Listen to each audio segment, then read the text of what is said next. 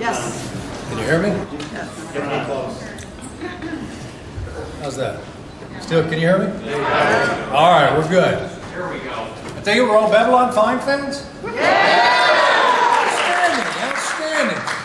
So are you Narn fans? I like that even better. I like that better. I mean, you gotta love a person who walks around with a bunch of dots on their head and that stuff. Let's just start. I'm Marshall Teague, and I'm Talon.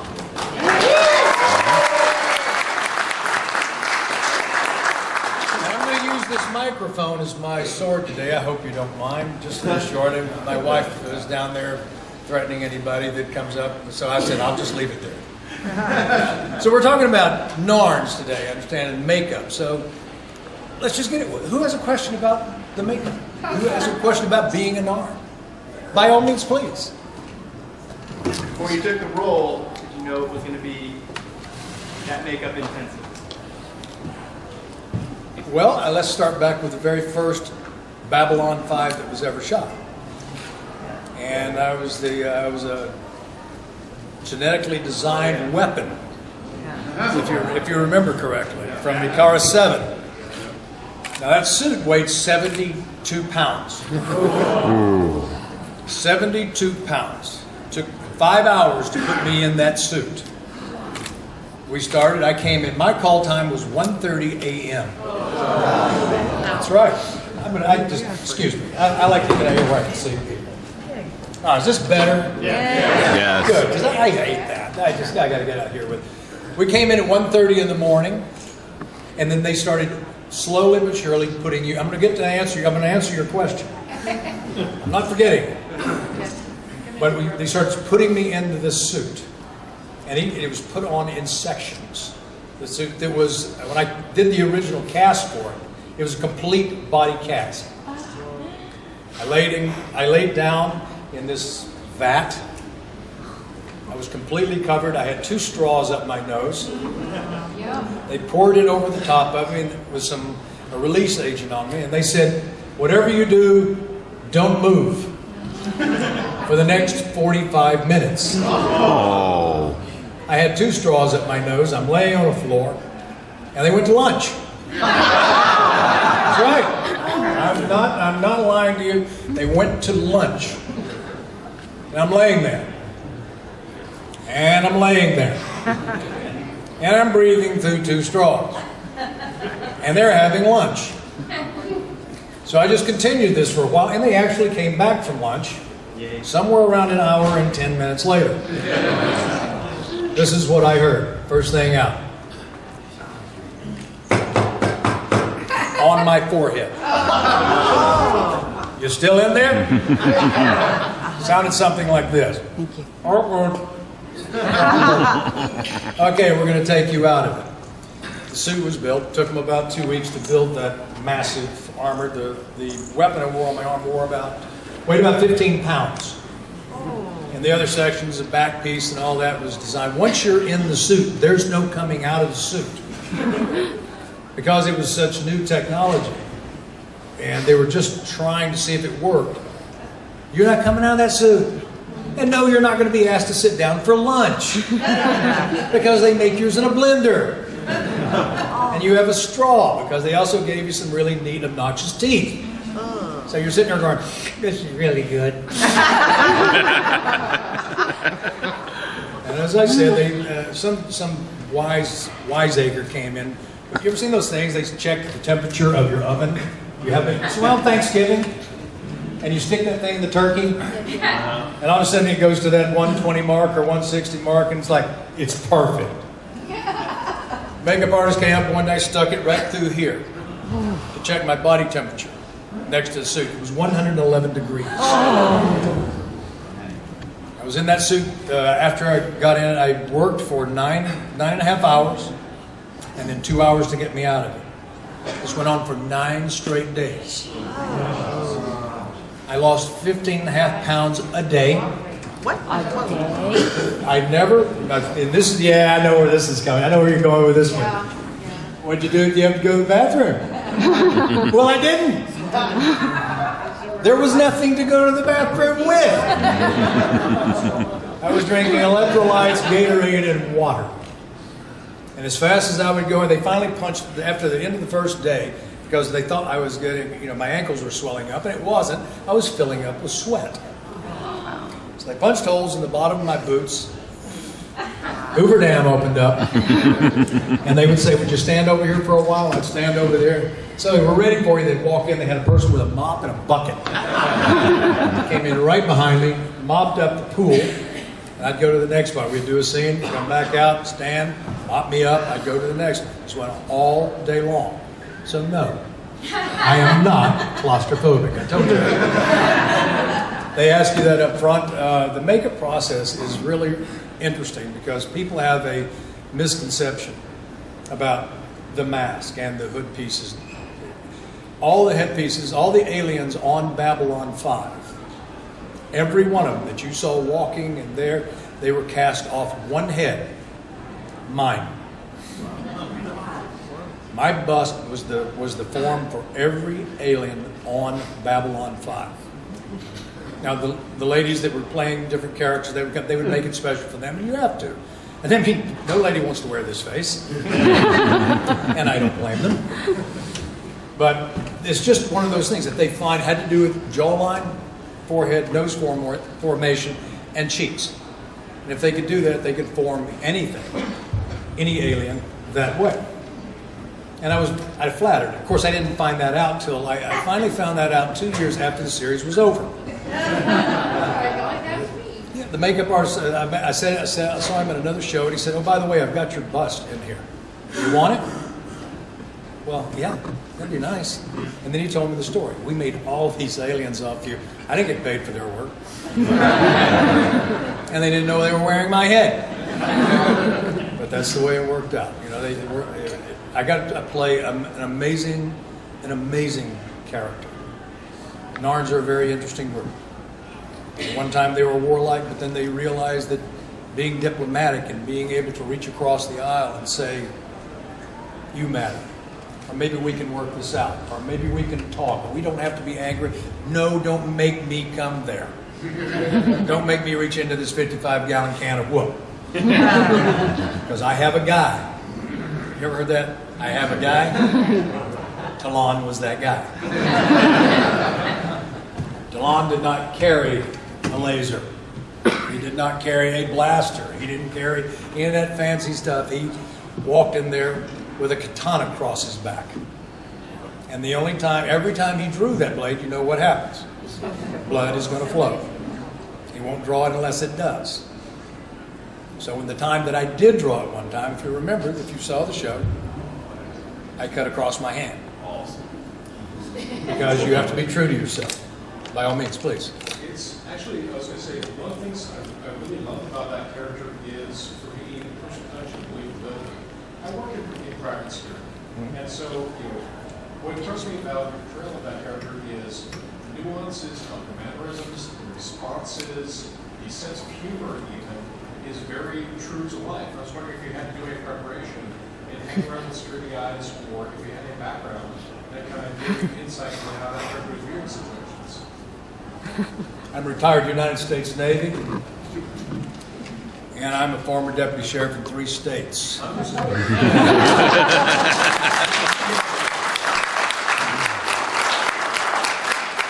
you, that's a great question. I also hold 4 black belts. Okay. So, honor to me is paramount, and disgracing someone else is uncalled for. And if I'm going to watch over my ambassador, I am certainly not going to put him in a bad light. And I'm not going to allow anybody else to put him in a bad light. So to answer your question, yes. And the sword was created first. Talon was created around the sword.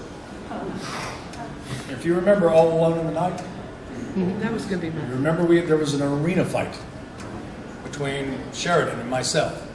He was hitting me with pipes, and I had I think it was a scimitar or something like that. It was a scimitar. I don't remember the blade. It might have been a straight blade, but I think it was a little bit more of a scimitar fashion. And we banged on each other pretty good that day.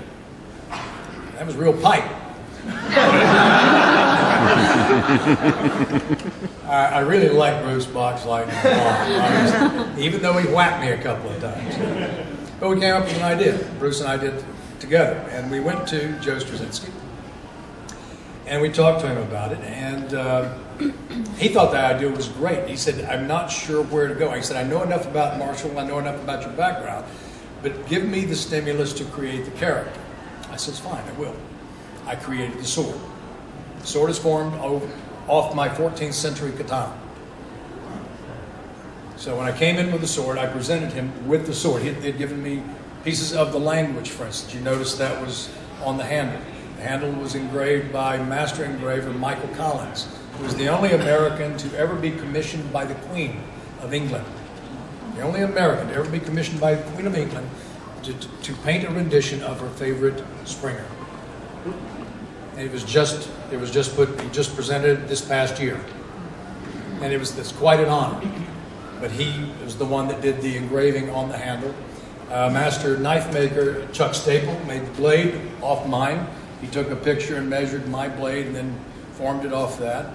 The Tasuba is made by master jeweler, and he is a master.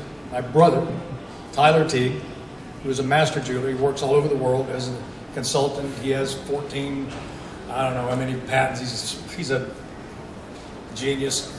I didn't get any of that. But he made that for me. So there's a lot of hands that went into creating that blade. But that blade personified Talon. Talon is that blade. And that's when I brought it to Joe. He looked at it and he says, now I know. I combined the two personalities together, and that's how Talon came to be. Yes, sir. So, for All Alone in the Night, did we know at that point in time that Talon was going to be recurring, or was he just at it? He saw two characters. That's what it amounts to. He saw two characters, Sheridan and Talon. And he saw that, if you remember correctly, it was about that reaching out I talked about. It wasn't about wanting to destroy. That was the last thing we wanted to do, was fight. But we were being made to fight.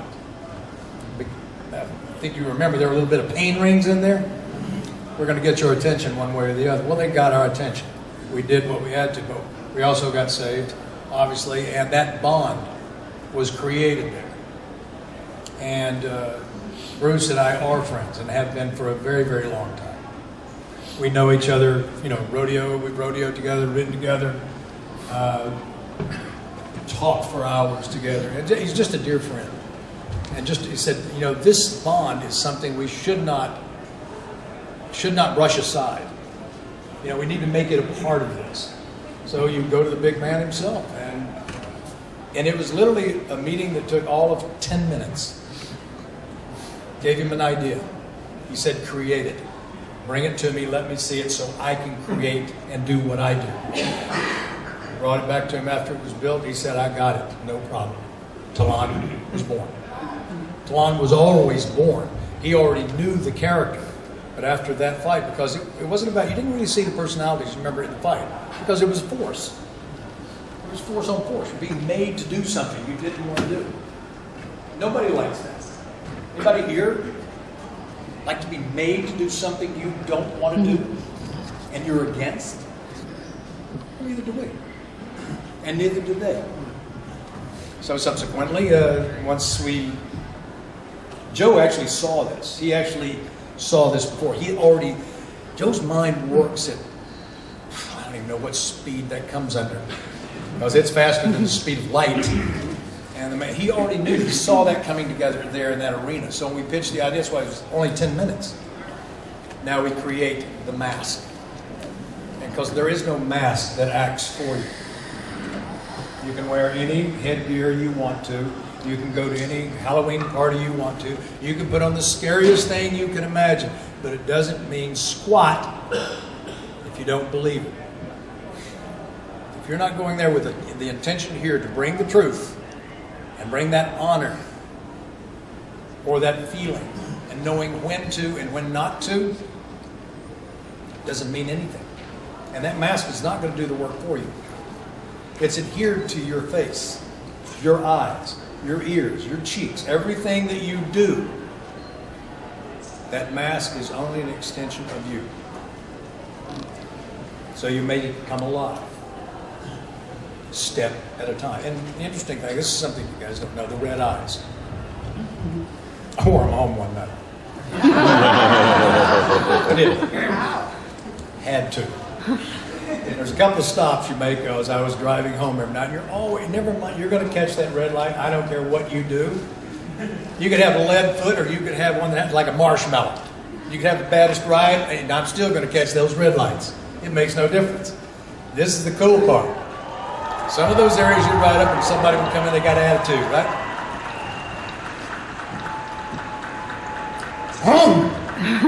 Jack their car up. Mine wouldn't do that. But this is what does work. You turn around and you look at them with those eyes. You're looking at them like this, and then you go like this. When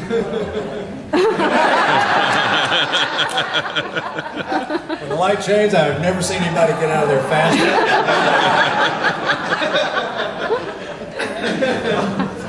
I need a pair of Yes, please. How did you make a transition from obviously a great military career to Deputy sheriff, acting. I studied acting to be a better cop. I was undercover. I was working undercover, and I was trying to figure out a way, how could I be more effective in catching the bad guy? I had no intentions of being an actor. I mean, one of the guys in the range had going through, can you imagine going through academy and say, yeah, what do you do, man? Yeah, I'm going to be an actor. Sure.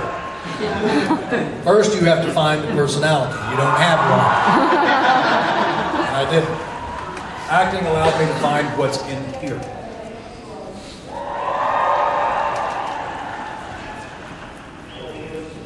It was hidden. I found it. But that's how the transition. I studied acting to be and I will tell you this story, and this is the truth. You're going to live me. I weighed 230 pounds at the time. I had an 18-inch neck, a 49-inch chest, and a 34-inch waist. My arms were about 17 and a half inches around. My partner was bigger than I was. He was 6'4", had a doctorate degree in physics, was black as the ace of spades, didn't have a hair on his head. He had shoulders that were 40 axe handles across, and a little over 32-inch waist. And a doctorate degree in physics. And got bored. Wanted to be a cop. We became partners. Frick and frack. Squad cars went down the road like this. He'd lean over like this, I would get out, and it would straighten up. But we studied this because I just wanted to get the bad guys. Just wanted to find them, bring them in, not let them hurt kids anymore. That was what I was after. And when I started studying, something got into here. It got in there. I didn't know what it was. But I knew that I wanted to find out. So what do? You go to your sheriff, you say, I'm going to be an actor. All right. And he says, you go with my blessings. I wish you well. And he did. He said, if you stay here, you'll end up dead. I said, but go out and give it a shot. Why not? So I did. And coming up on my 36th year in this business, and I love it as much today as the first day. Here's something you don't hear very often. There's two words. I have a couple of words. The ones that make me the happiest in the world and the saddest. Here's the happiest. Roll camera. That's the happy for me. I mean, you couldn't give me a better. The saddest is, ladies and gentlemen, that is a wrap. It's a sad moment. Besides the fact that you're unemployed, you're walking away from something that you're passionately involved in. And if you're not passionately involved in this business, putting on the heads, laying in the vat of the goop, and all the rest of it, then you have no business here. If I can't look out at you, without you, well, everyone in this room and everyone that's out in these halls, what I do is pointless. Because I do what I do to be connected to you. If somebody in this room looks up and says, I hated you in Roadhouse, even my own mother said that. You think I'm lying? I told her not to go see it when it opened up. I'm getting off the subject, but I'll get right back on. I just got to tell you this story. I said, Mom, it's a little racy. You might not want it. My mother, right? You tell your mother. It's my first big movie I'm in. Well, she gets together with her church group. Oh, boy. That's right. They got 3 vans, went down to Knoxville, which is 60 miles away, who stopped in at McDonald's, got their little Happy Meal, went to the theater, and I don't even know if a Happy Meal existed at the time, but went there, and they were watching Marshall Teague, up there being the worst Balmoral swine on earth. And one of her friends stood up in the theater when a certain scene took place. And they said, that's Doris Teague's son.